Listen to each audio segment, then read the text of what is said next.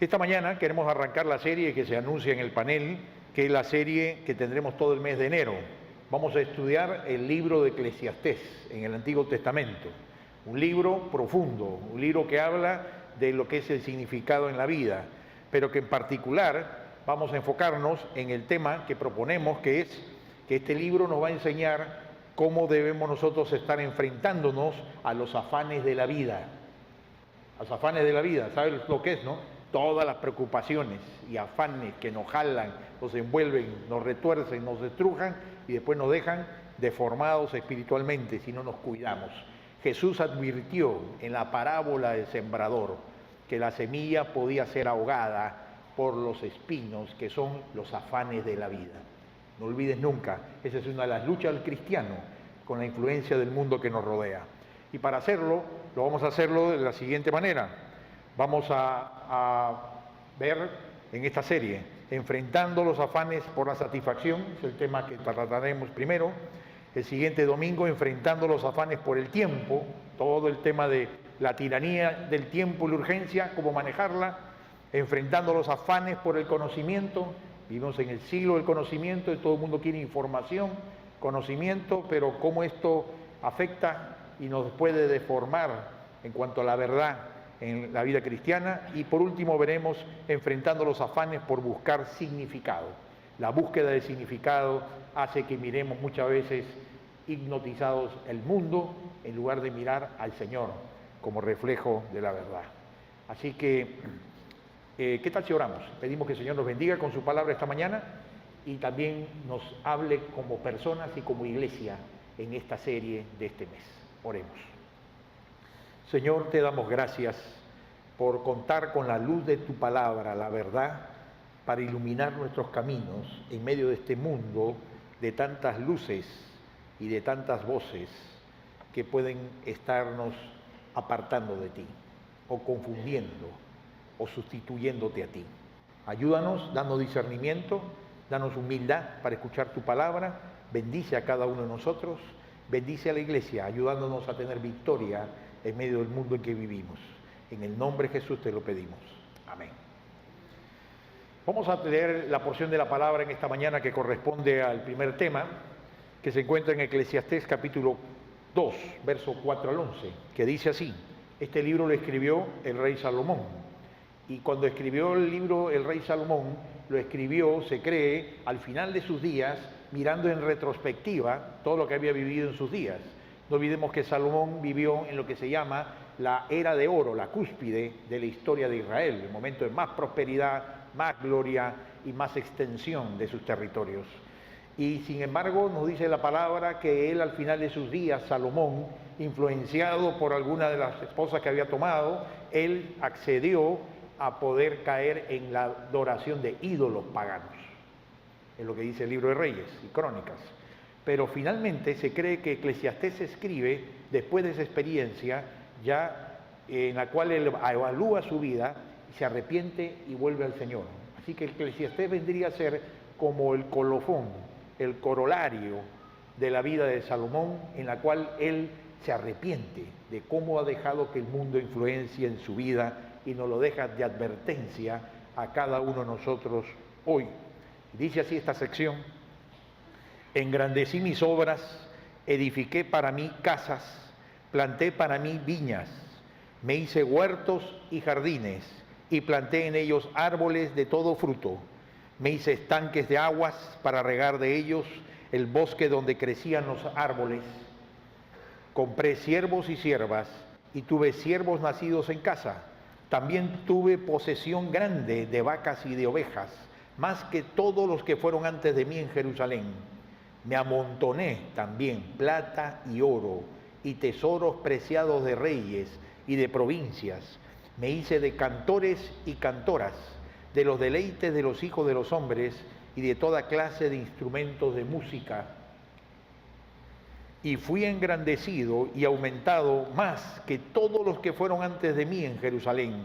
A más de esto, conservé conmigo mi sabiduría. No negué a mis ojos ninguna cosa que desearan, ni aparté mi corazón de placer alguno, porque mi corazón gozó de todo mi trabajo, y esta fue mi parte de toda mi faena. Miré yo luego todas las obras que habían hecho mis manos y el trabajo que tomé para hacerlas, y aquí todo era vanidad y aflicción de espíritu y sin provecho debajo del sol. El último versículo: miré yo luego todas las obras que habían hecho mis manos y el trabajo que tomé para hacerlas, y he aquí todo era vanidad y aflicción de espíritu y sin provecho debajo del sol. Qué tremendo, ¿no? El libro de Eclesiastés. En esta mañana queremos abordar el libro empezando con el primer tema, que creemos que es el tema que abre la temática central de este libro para nosotros. Es el tema de cómo enfrentar los afanes por la búsqueda de satisfacción personal en nuestra vida. Cuando ponemos la satisfacción personal, el bienestar personal como la primera prioridad de nuestra vida y no ponemos a Dios en la primera prioridad, hay un disloque en nuestra alma y en nuestra mente que nos va anulando en nuestra vida espiritual, nos aparta sutilmente de Dios y nos deja envuelto en el marasmo del mundo en que vivimos, esclavizados, hipnotizados, cautivados por este mundo que nos rodea. Dice el tema central del libro, todos los comentaristas señalan que es este versículo 2 del capítulo 1, que dice: vanidad de vanidades, dijo el predicador, vanidad de vanidades, todo es vanidad. Ese es el tema central del libro, donde está diciendo, ¿vanidad qué es? Aquí vanidad no es vanagloria, como generalmente lo entendemos, ¿no? Alguien que se vanagloría de algo, sino aquí vanidad es más profundo. La palabra hebrea es la palabra ebel, y la palabra ebel significa vapor, y el concepto es que vanidad significa que todo está vacío, todo es vacío. Todo lo que tú puedas en tu vida hacer, llenar, conseguir aquí en la tierra, te va a dejar vacío finalmente. ¿Por qué? Porque Dios no nos creó para que el sentido de plenitud, realización en nuestra vida se cumpliera consiguiendo las cosas de este mundo, sino acercando nuestra alma a Dios. Como decía San Agustín, tu alma tiene sed de Dios y solo cuando te acercas a Dios encontrarás paz en el Señor. Y cuando nosotros pretendemos sustituir este primer lugar de Dios por las cosas, entonces viene la conciencia de este sentido de vaciedad, este sentido de vacuidad, de estar nunca llenos con paz, ni con realización, ni con significado en nuestra vida. Y cuando dice vanidad de vanidades, es una terminología hebrea. Es como cuando dice cantar de los cantares, de Salomón, o cuando hablan de Cristo como el Rey de Reyes. Es el mismo concepto hebreo. El concepto de la repetición habla de superlativo. Es decir, el Rey de Reyes es el Rey de todos los reyes.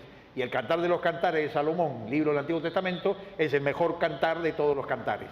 Y cuando habla de vanidades, dice, no hay vacío más grande que el mundo nos produce. Eso es vanidad de vanidades, todo es vanidad. Es un superlativo vacío que se produce en el alma cuando queremos, abrazando el mundo y las cosas del mundo, llenar los vacíos y las necesidades profundas de nuestro corazón. Entonces nada te satisface finalmente. Ahora luego viene en el siguiente versículo, es interesante este libro, porque al comienzo, bien didáctico, te menciona en el siguiente versículo cuál es la pregunta guía. Y en la pregunta guía dice, a ver, ahí está, en la pregunta guía, a ver si lo ponen la pregunta guía ustedes, eso, la pregunta guía dice, ¿qué provecho tiene el hombre de todo su trabajo con que se afana debajo del sol? Entonces, comienza diciendo, todo es vanidad, y entonces viene la pregunta por reflexión, si todo es vanidad, ¿qué provecho, qué ventaja, qué beneficio permanente de valor el hombre obtiene de todo su trabajo con que se afana debajo del sol? Y aquí se mencionan tres términos importantes que se repiten en el libro de Eclesiastés. El primero es trabajo, el segundo es afán, el tercero es debajo del sol. Cuando habla de trabajo, está diciéndote que el trabajo, la dedicación al trabajo, a las ocupaciones diarias, cotidianas, la profesión, la vida diaria, la crianza de los hijos, lo que te dedique tu tiempo, este trabajo muchas veces se queda sin provecho, sin resultados, porque estamos enfocándolo solo en el aquí, en el ahora, en el presente o en el futuro de nuestra vida, pero que siempre está en el tiempo, en lo temporal, en lo transitorio, en lo efímero. Por eso viene el segundo concepto, debajo del sol. ¿Por qué debajo del sol? Dice, se repite muchas veces esta frase, que todo esto es sin provecho, el trabajo que hacemos con que nos afanamos debajo del sol. ¿Qué quiere decir debajo del sol? Significa que la perspectiva de la que el libro de Eclesiastés nos habla, nos dice es que nosotros podemos vivir con dos perspectivas en la vida, con una mirada del mundo y de la vida solamente terrenal, debajo del sol, es decir, mirando horizontalmente nuestra vida. Esa es la mirada debajo del sol, solo mirando la vida como si existiera solo lo que existe debajo del sol, lo que vemos, lo presente, lo temporal, lo transitorio, y nos dedicamos y corremos en la vida tras ello. Pero lo que te está dejando implícito aquí el autor del libro Eclesiastés es que vivir solo con la mirada puesta en las cosas debajo del sol deja la vida vacía. ¿Por qué? Porque hay un Dios que está por encima, arriba del sol. Y esa mirada desde arriba del sol, desde Dios, es la que debe iluminar nuestra vida aquí debajo del sol. Pero cuando vivimos solo pensando y desde que despertamos viviendo y afanándonos por lo que está debajo del sol, entonces finalmente nuestra vida se tiende a convertir en una vida sin frutos, vacía. Y puedes tener todos los éxitos que tú quieras tener. El rey Salomón tuvo sabiduría y, como vamos a ver, riquezas que a nadie tenía que envidiarle nada. Y sin embargo, esa vida debajo del sol termina llevándolo a la conclusión de que su vida era una vida vacía. Una vida vacía. Y el afán, vean aquí la palabra afán que hemos puesto justo en el título de la serie, en cada tema de la serie. Ese afán que es ese trabajo fatigoso, ese trabajo incansable, que finalmente nos llega a, como va a decir el autor de Eclesiastés, a aburrir y a saturar y a agotar y dejarnos sin fruto. Así que lo que nos presenta Salomón con estos dos temas claves, el tema central y la pregunta guía, es mostrarnos brevemente cómo es que él aprecia esto que llamaríamos es la búsqueda frenética de satisfacción personal.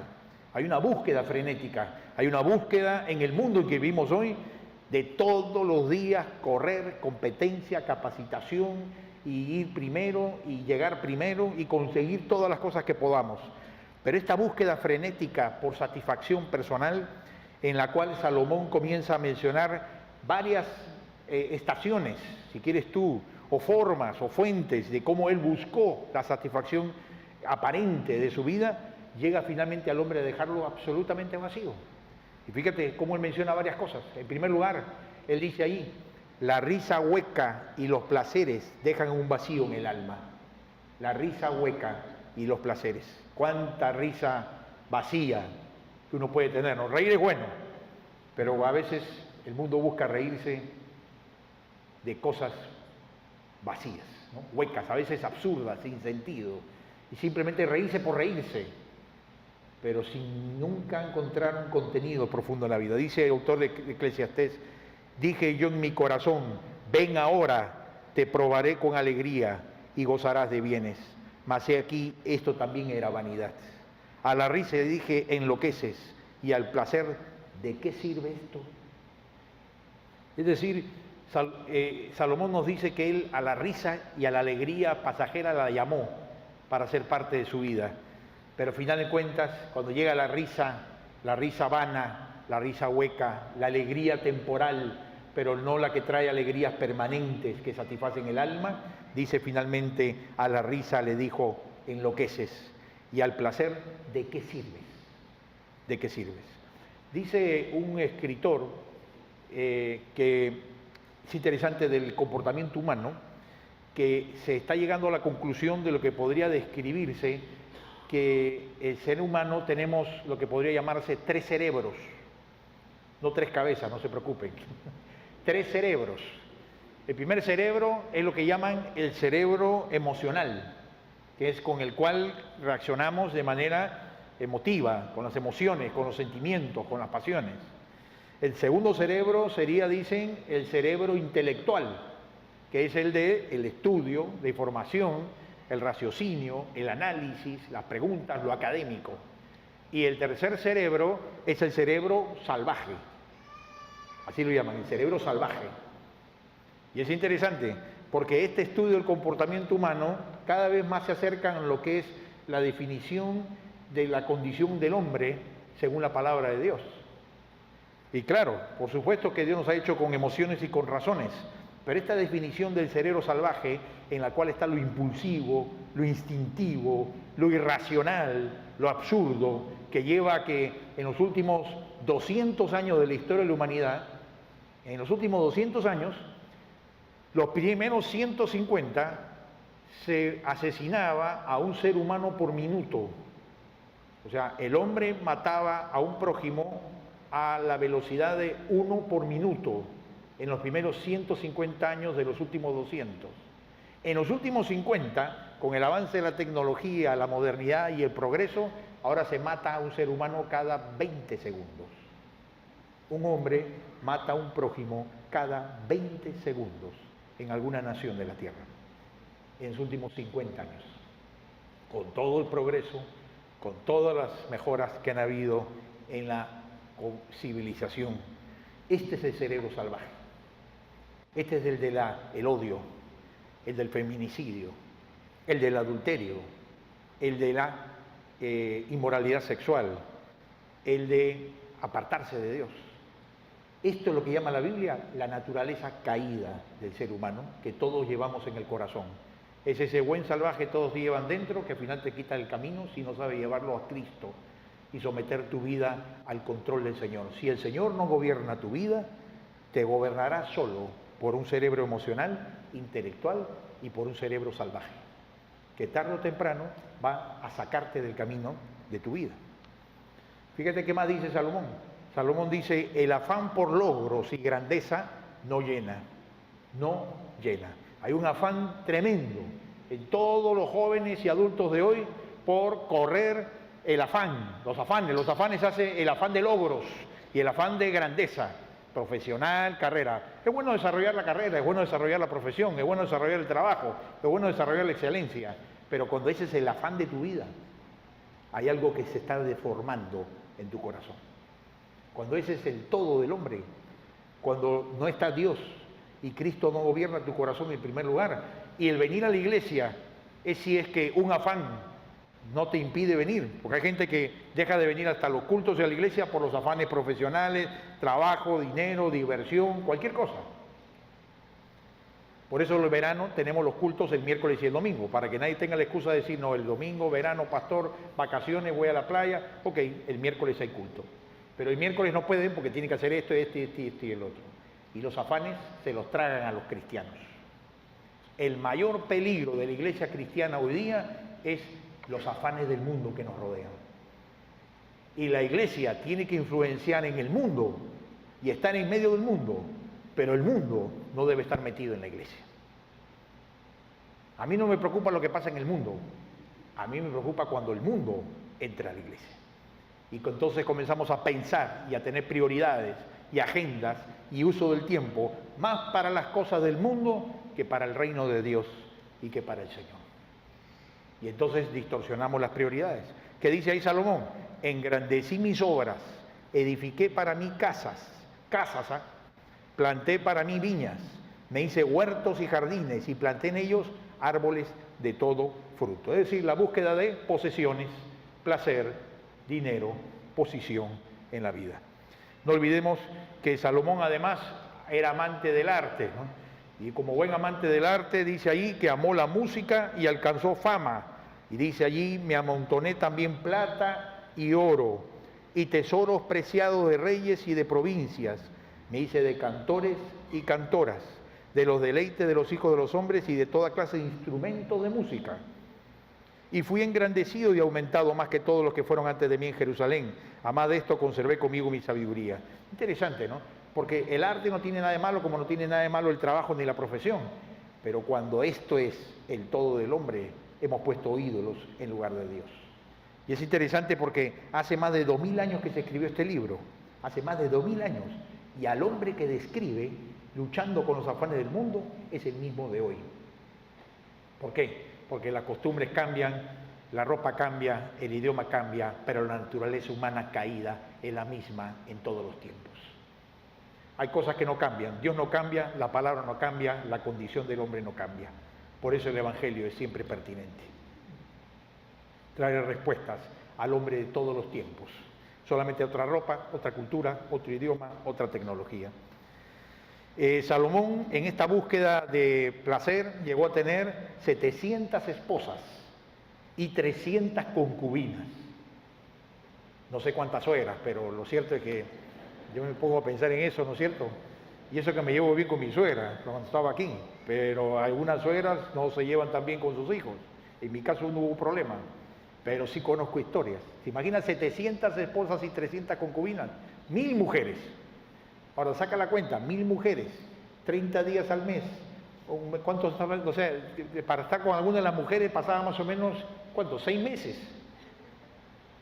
Es decir, este hombre creyó que el placer sexual, sensual y los deleites de la carne iban a llenar su vida y su corazón y iban a hacerlo, no sé si Rodolfo Valentino o Brad Pitt, pero él pensaba que esto iba a llenar su vida. Y lo que la palabra de Dios dice es que la búsqueda de realización de todos sus sueños y todas sus fantasías no llenó su corazón. Porque el hombre y la mujer es más que un cuerpo, somos personas. Y cuando el mundo endiosa el cuerpo, más ahora que viene el verano, se endiosa el cuerpo y se cree que eso es lo principal para ser importante en la vida. Es cómo está tu cuerpo y cómo se ve tu cuerpo. Por eso que se llenan los gimnasios en noviembre y en diciembre, para presentar un buen cuerpo en el verano. Y por eso que las ropas de baño cada vez se reducen. Hay personas que a veces parece que la playa no tiene ropa de baño. Uno cree que se han olvidado la ropa de baño, por lo diminutas que son. Y hay mujeres y hombres que creen que exhibiendo su cuerpo son más importantes. Cuanto más exhibes el cuerpo, más pobre es tu espíritu. Y a veces más pequeño el cerebro de la persona también. Vivimos en un mundo que endiosa el cuerpo, endiosa el sexo, buscando en ello la satisfacción, la realización y creyendo que los placeres le va a hacer sentirse alguien importante. Y no es el sexo lo que te hace sentir alguien importante, es Dios cuando gobierna en tu alma y restauras su imagen y semejanza en tu vida, lo que te hace sentir alguien importante y valioso para Dios. Por eso es que es importante recordar esto. Además nos dicen que Salomón en su reinado recibía 666 talentos de oro cada año.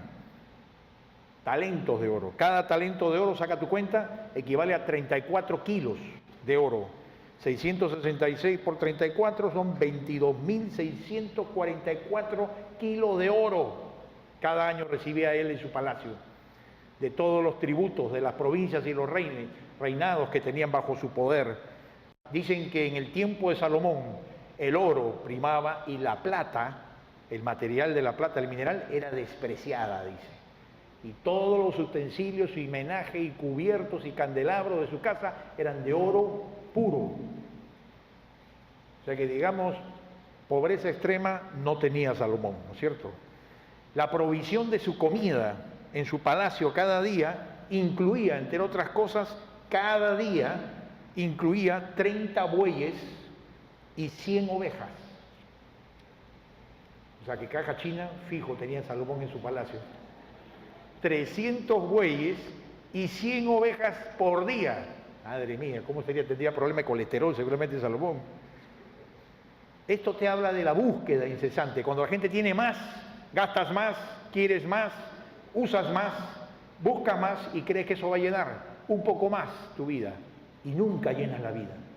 Porque Dios no hizo que las cosas de este mundo llenaran el corazón. Jesús ya lo dijo, la vida no consiste en la abundancia de los bienes que se tiene. Conozco gente que tiene más vida y tienen mucho más vida con mucho menos cosas que otras personas. Y otras personas que tienen mucho más cosas y tienen mucho menos vida en su corazón. ¿Por qué? En las cosas no está la vida, como este mundo nos vende todos los días, engañosamente. Fíjate, Salomón llega a la conclusión de decir entonces, las riquezas y la comodidad no traen satisfacción duradera. Él mismo lo dice allí en capítulo 2, verso 11, dice, miré yo luego todas las obras que habían hecho mis manos y el trabajo incesante, fatigoso que toma para hacerlas, y aquí todo era vanidad y aflicción de espíritu y sin provecho debajo del sol. Vanidad, vacío. Aflicción de espíritu, ¿sabes qué significa? En el hebreo es interesante esa frase, porque es en realidad una figura del lenguaje, más que una palabra. La figura del lenguaje es que dice, aflicción de espíritu es el que está corriendo tras el viento. Aflicción de espíritu, tener aflicción de espíritu es como alguien que está tratando de perseguir el viento. Ahora, comienza a perseguir el viento. A ver qué sensación de éxito, realización y alegría sientes. Después está corriendo para acá, para allá, para acá, para allá y nunca alcanzarlo. Te cansas, te frustras, te ahogas.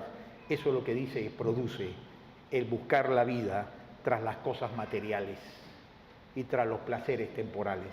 Es aflicción de espíritu, tratar de cazar al viento. Esa es la tontería, el absurdo, perseguir el viento, lo que el mundo de hoy nos propone que nos va a traer la felicidad. Y la gran mayoría de nosotros, a través de la publicidad, la propaganda, las conversaciones, las modas y todo, caemos sin darnos cuenta en esta misma carrera absurda y desalentadora de correr tras el viento. ¿Estás corriendo tras el viento en tu vida sin darte cuenta? ¿Te has hecho la meta de correr y perseguir el viento que te propone el mundo de hoy? ¿O estás siguiendo a Cristo como primera prioridad y no como un adorno mientras corres tras el viento? ¿Cuál es tu prioridad? Dice además ahí Salomón en el capítulo 2, verso 17, otra tremenda frase. Dice, aborrecí, qué fuerte, ¿eh? Aborrecí por tanto la vida, porque la obra que se hace debajo del sol me era fastidiosa, por cuanto todo es vanidad y aflicción de espíritu. Él llega a cansarse de vivir. Dice, si vivir la vida es esto, correr tras el viento y matarse trabajando y terminar fatigado para al final no conseguir nada que llene tu vida, ¿de qué sentido tiene la vida? Y es que él está justamente cuestionando cómo es que la propuesta que el mundo nos hace de cuál debe ser el significado de nuestra vida, el valor de nuestra vida, las prioridades de nuestra vida, terminan trayéndonos a aborrecer nuestra vida en el enojo, la frustración de la decepción y el desaliento que finalmente trae tener todas las cosas y no tener la paz que uno necesita. Yo me acuerdo mucho de una persona que vino a pedirme consejería y me contó que había tenido todo en su vida. Ya estaba jubilado y el banco tenía guardado hasta para que él y sus nietos se mueran y todavía les alcanzaba.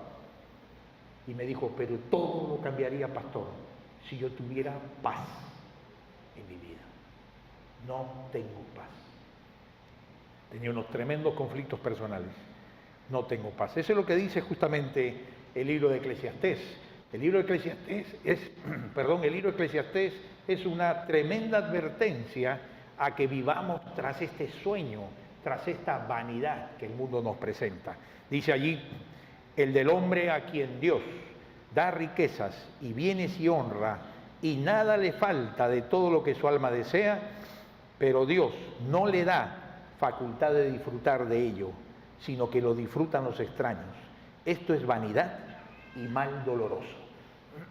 ¿Qué está diciendo aquí Eclesiastés? Está diciendo que hay personas que van a tener riquezas, bienes, honra, placeres, dinero, lo que necesiten, pero Dios no le da facultad de disfrutar de ello. Qué tremendo, ¿no? Tú puedes conseguir lo que quieras en esta vida, pero el que da la facultad de disfrutar de ello, sea poco, mediano o mucho, el que da la facultad es Dios. ¿Y cuál es esa facultad de disfrutar lo poco, mediano o mucho que tenemos? Es la paz de la presencia de Dios en nuestra vida. Y la palabra de Dios claramente señala, la Biblia dice, no hay paz para los impíos, dice el Señor. Es decir, para todo aquel quien quiere poner otra cosa en lugar de Dios en su vida, no hay paz en su corazón. La paz está en poner primero al Señor. Por eso que hay gente que ha alcanzado en su vida lo que tú pensarías es medianamente lo necesario para vivir tranquilo, pero nunca, hay gente que nunca tiene contentamiento, nunca encuentra la paz, nunca encuentra la realización. ¿Por qué? Porque no ha puesto las prioridades correctas en su vida, ha vivido siempre anhelando más y comparándose con los demás y envidiando y compitiendo y codiciando en su corazón más. Y así nunca tendrás paz.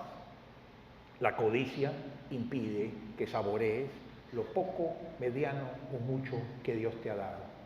Entonces, eso es parte de lo que la palabra nos exhorta a cuidarnos. El mundo en que vivimos es un mundo que nos enseña, nos alimenta a codiciar las cosas que nos rodean. El mundo en que vivimos es un mundo que cuando le damos prioridad nos deja frustrados después de haber saboreado el placer temporal o la felicidad material o el éxito económico, te deja después frustrado, vacío, como dice Salomón, aborreciendo esta tarea fatigosa con la que has conseguido todo en la vida. El mundo en que vivimos es un mundo que deforma, que atrae, que engaña, que distrae. Nunca olvidemos que en la Biblia se habla, y aquí es interesante hacer la conexión entre Eclesiastés y lo que el Nuevo Testamento dice. Nunca olvidemos que en la Biblia se señala que en el mundo, en la Biblia se habla en tres sentidos. Mundo geográfico, que es el planeta Tierra. Jesús dice, al mundo vino, y está hablando allí del lugar. Luego habla del mundo como personas. Cuando Jesús dice, de tal manera amó Dios a este mundo, es el mundo habitantes de la tierra. Dios ama a la gente. Pero luego habla del mundo, como en Santiago, dice que el que se hace amigo de este mundo, se hace enemigo de Dios. Está hablando del mundo, ya la palabra cosmos. La palabra habitantes es oikumene en griego. La palabra mundo como sistema organizado, aparte de Dios y que nos aparta de Dios, es la palabra griega cosmos, de donde viene el concepto cósmico. Ese cosmos en la Biblia es el mundo como un sistema organizado para el mal, como un sistema organizado aparte de Dios y contra Dios.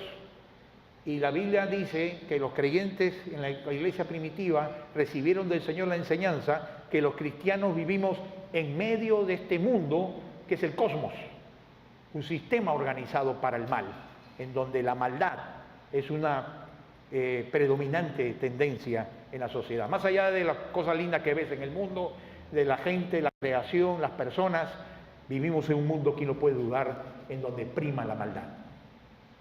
Y lo vemos todos los días.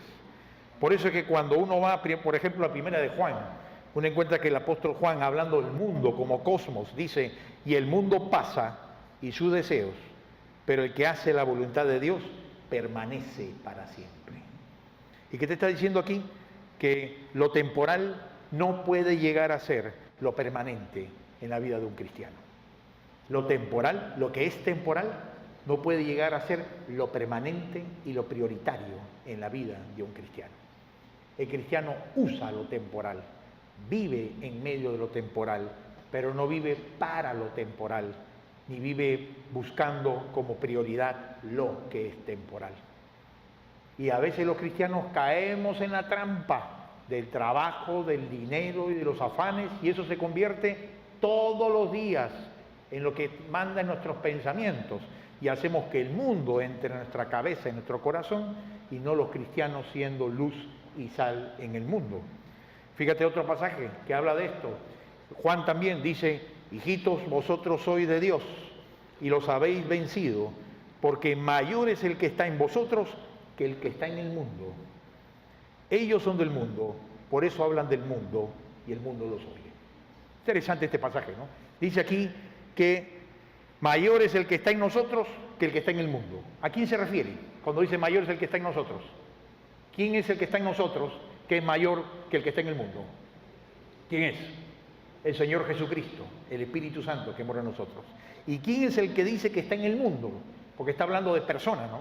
Habla de Él que está en el mundo. No dice lo que está en el mundo. Habla de una persona, dice el que está en el mundo. ¿Quién es? El príncipe de las tinieblas. No olvidemos que 1 de Juan 5:19, lo bueno que tomen nota, 1 Juan 5:19, el apóstol Juan dice claramente algo que a muchos cristianos no les gusta escuchar en estos días, o les parece exagerado, o les parece fanático, o les parece algo fuera de lugar. Pero ahí dice claramente, el mundo, el cosmos, el mundo entero está bajo el maligno.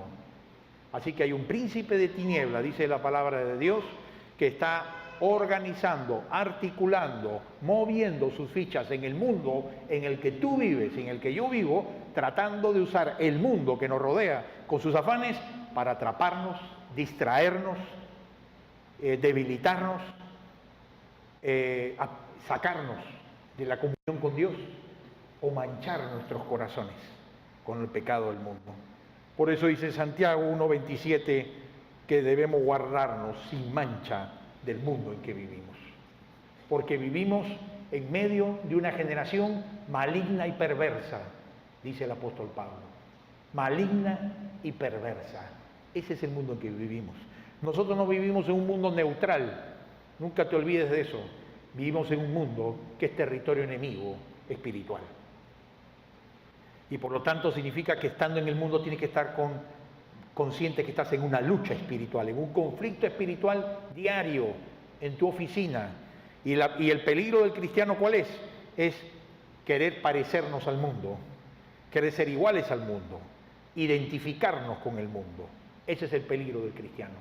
Y por no que recibir el rechazo y el cuestionamiento de la gente que dice, este cristiano, a este le lavaron el cerebro, este no hace esto, este no hace lo otro, este no habla así. Porque es interesante que el pasaje habla de cómo hablan, ¿no? Por eso hablan del mundo.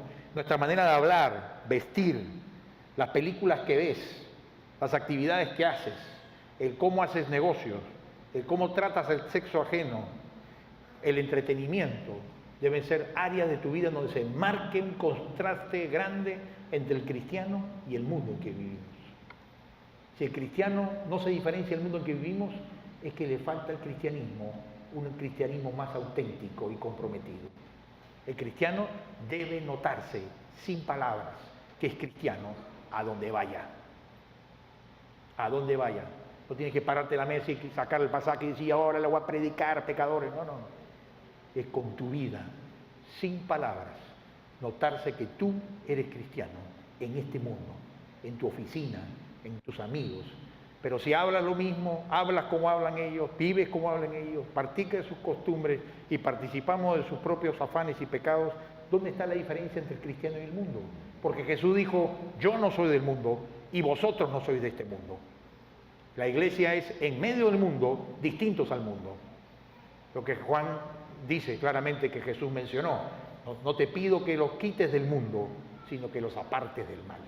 Así que en medio del mundo, pero apartados del mal, de la corrupción, de la contaminación de este mundo. El Señor nos llama a vivir en santidad, nos llama a vivir en pureza de vida, nos llama a vivir consagrados al Señor, nos llama a vivir una vida cristiana espiritual, no una vida cristiana social solamente, sino una vida cristiana en prioridad del Señor. La iglesia debe estar en el mundo siendo luz y sal, pero debemos cuidar que el mundo no entre a la iglesia a través de cristianos que permitimos la mundanalidad en nuestras vidas. Esa es la diferencia entre el cristiano con el mundo. Por eso es que es interesante que Juan dice en capítulo 5, ¿no? Dice allí, porque todo lo que ha nacido de Dios vence al mundo, y esta es la victoria que ha vencido al mundo, nuestra fe. ¿Quién es el que vence al mundo? Sino el que cree que Jesús es el Hijo de Dios. ¿Dónde está la victoria? Nuestra fe.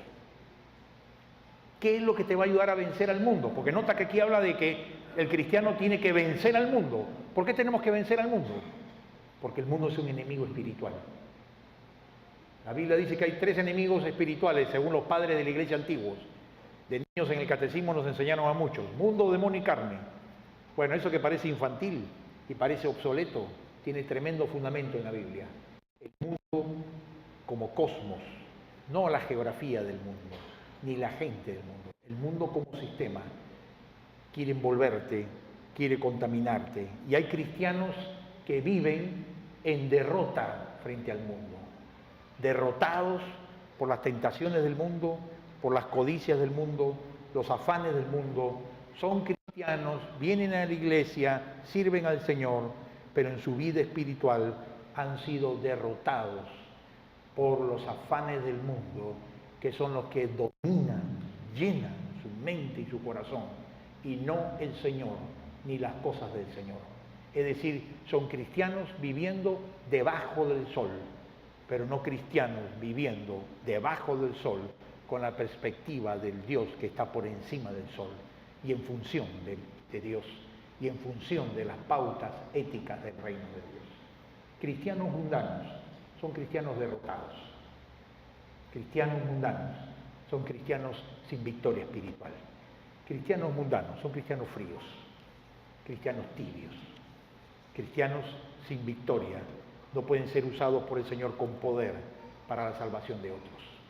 Necesitamos como iglesia aprender que la victoria se encuentra en la fe en Jesucristo, en crecer en nuestra fe. Entonces, ¿qué tenemos que hacer? Crecer en la fe en Cristo. ¿Cómo crecemos? Estudiando la palabra. Mañana arranca el curso de hombres y mujeres, para jóvenes y adultos. En lugar de tantos afanes, ¿qué te parece si los lunes, por los próximos 2 meses, comienzas a venir a estudiar la palabra? Hay 2 cursos para caballeros y un curso para mujeres.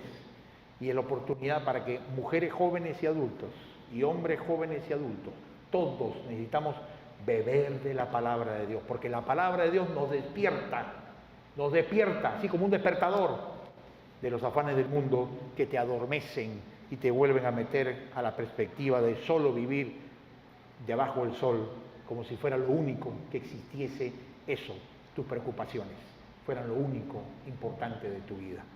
Sal de tus preocupaciones, sal de tus afanes, acércate a fortalecer tu fe en el Señor. Permite que Dios te dé victoria más allá de tus afanes personales, físicos, humanos, y pon al Señor en tu corazón en primer lugar. Vas a descubrir un cambio en tu fe, un cambio en tu vida espiritual, una renovación del espíritu. Pero esto debe comenzar con un arrepentimiento. Y yo creo que tenemos que empezar el año arrepintiéndonos de nuestros pecados, de permitir que el mundo nos domine. Si puede ser que no has caído en ningún pecado grotesco, en ninguna inmoralidad visible, y vienes a la iglesia todos los domingos, pero más está el mundo en ti que el Señor.